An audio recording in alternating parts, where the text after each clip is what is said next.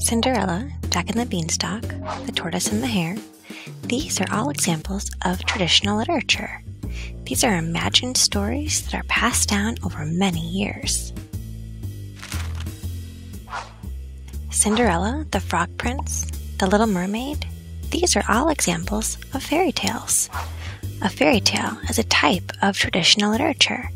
In these stories, there's often magic, princes and princesses, and good always wins over evil. Many Disney movies are based on fairy tales. Another type of traditional literature is folktales. Jack and the Beanstalk, Goldilocks and the Three Bears, Little Red Riding Hood. These are all examples of folktales, which are stories passed down over time, and the evil characters always lose. Fables are similar to folk and fairy tales, but they always include an important lesson, which is called a moral. Fables also have talking animals and are usually written about one important event. The Tortoise and the Hare, The Boy Who Cried Wolf, and The Crow and the Pitcher are all great examples of fables.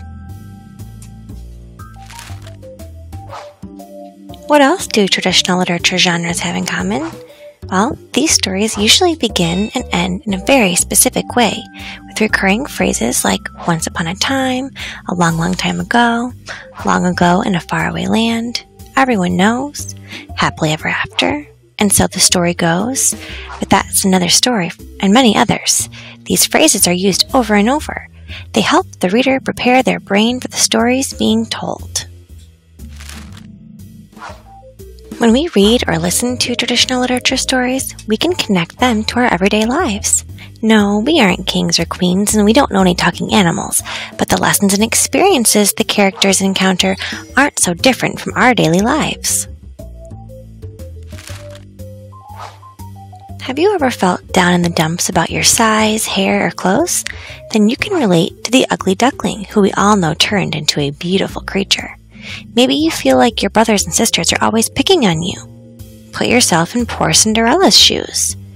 If you've ever worked together with a sibling to solve a problem, then you aren't much different from Hansel or Gretel.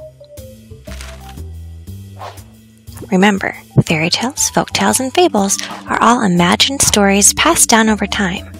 They were first told so long ago, even your grandparents weren't born yet.